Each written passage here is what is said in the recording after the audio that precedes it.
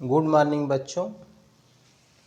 Unique learning M YouTube channel पर सभी बच्चों का वेलकम है। जिन बच्चों ने अभी तक सब्सक्राइब नहीं किया है वो सब्सक्राइब कर लें। बच्चों, हम लोग नरेशन पढ़ रहे हैं।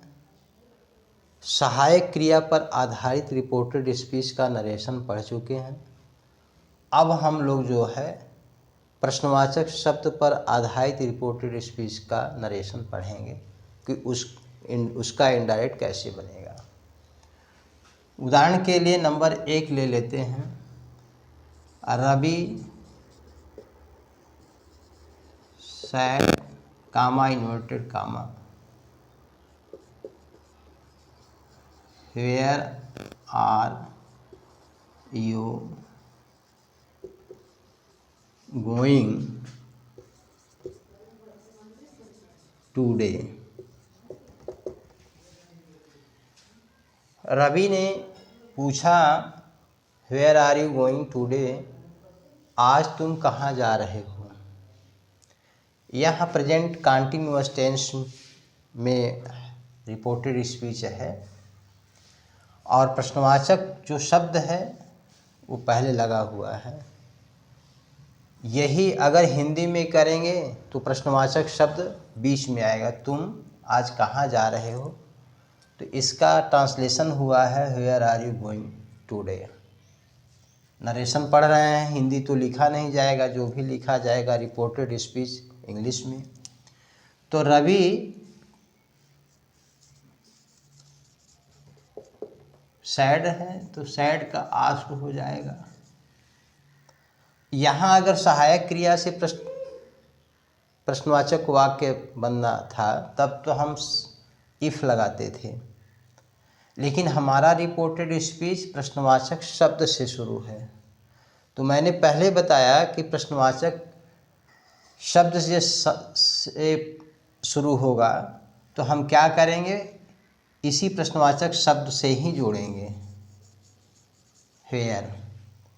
अगर हेल्पिंग वर्ब से, मॉडल वर्ब से, ऑक्सिलरी वर्ब से शुरू है तब हम इफ़ का प्रयोग करेंगे। अगर प्रश्नवाचक शब्द से शुरू है तो हम प्रश्नवाचक शब्द से उसको जोड़ेंगे। Ravi asked where. अब इसके बाद में हम सिंपल बनाएंगे। सिंपल तो यहाँ यू है, ठीक है। यू सेकेंड पर्सन का है, यहाँ ऑब्जेक्ट के अनुसार रिपोर्टिंग वर्ब के बदलेगा, लेकिन यहाँ रिपोर्टिंग वर्ब में कोई ऑब्जेक्ट नहीं है, इसीलिए यह थर्ड पर्सन के प्रोनाउन में चेंज हो जाता है। तो वेयर ही, जैसा कि मैं बता चुका हूँ कि अगर रिपोर्टिंग वर्ब पास्ट टेंस में है तो रिपोर्टेड स्पीच की क्रिया चेंज हो जाती है। यह प्रेजेंट कंटिन्यूअस टेंस में है तो पास्ट कंटिन्यूअस टेंस में हो जाएगा। तो वेयर ही, यू के साथ आर लगा था तो ही के साथ पास्ट कंटिन्यूअस टेंस में वाज हो जाएगा, वेयर ही वाज। बाकी जो बचा है उसी को हम लिख देंगे going.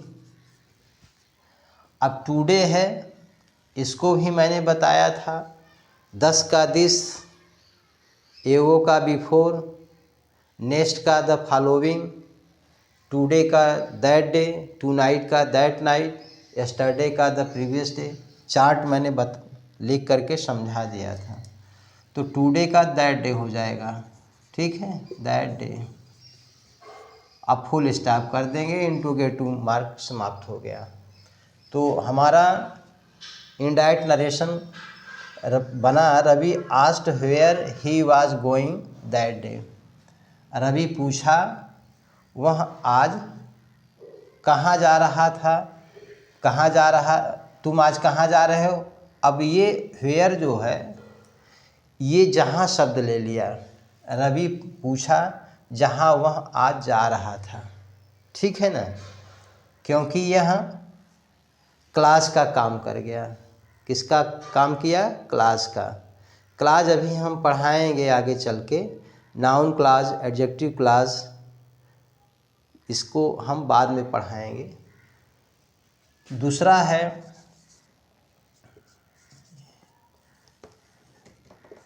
The teacher said comma inverted comma Raju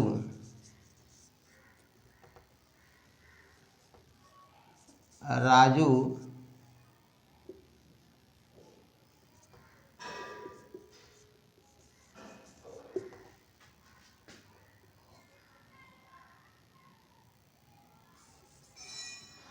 what do you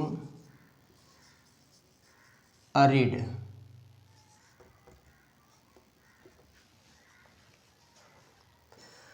अध्यापक ने पूछा, Raju what do you read? तुम क्या पढ़ते हो? संबोधन किसको किया? राजू को संबोधन किया। दूसरा है आंसर इसका, द टीचर सैड। अगर यह सिंपल होता तो टोल्ड राजू हो जाता। क्या हो जाता? टोल्ड राजू, क्योंकि ये ऑब्जेक्ट का काम करता है। संबोधन में अगर किसी व्यक्ति का नाम आ रहा है तो वह ऑब्जेक्ट का काम करेगा, रिपोर्टिंग वर्ब का। ठीक है, तो the teacher asked.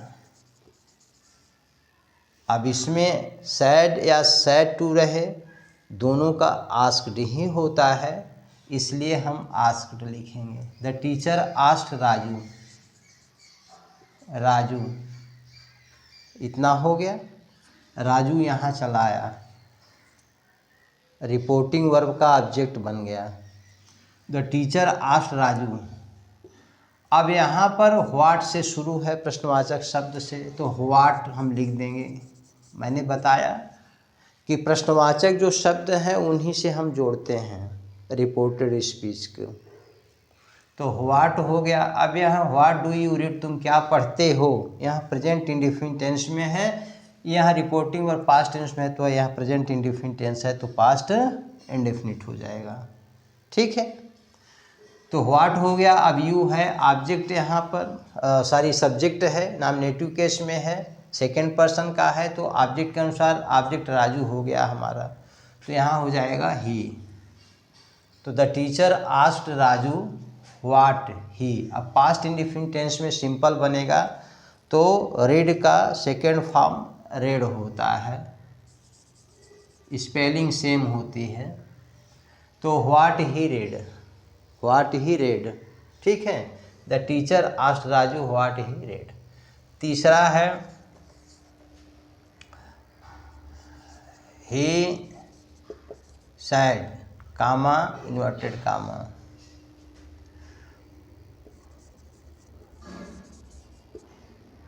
What is your name,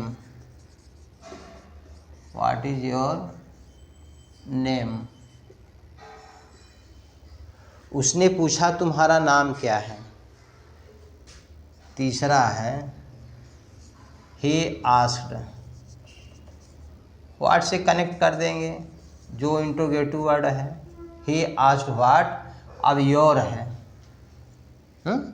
your name तुम्हारा नाम एक साथ है, तो योर जो है ये सेकेंड पर्सन का पॉजिटिव केस है, और हम जानते हैं सेकेंड पर्सन का जो कर्ता हो चाहे कर्म हो वो रिपोर्टिंग वर्ब के ऑब्जेक्ट के अनुसार बदलता है। तो ऑब्जेक्ट कुछ नहीं है तो थर्ड पर्सन में चेंज हो जाएगा।